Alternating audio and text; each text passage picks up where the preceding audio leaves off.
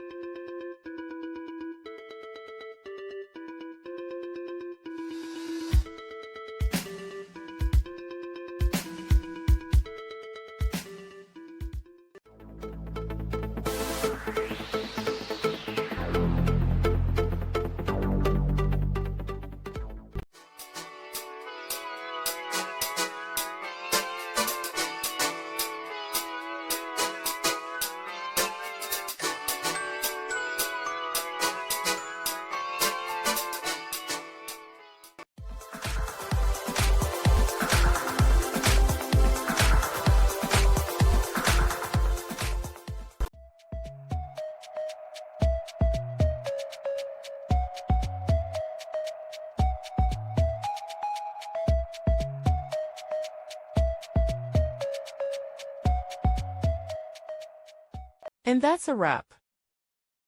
I hope you found the answer you were looking for. If you did, take a second to hit that subscribe button. It really helps out.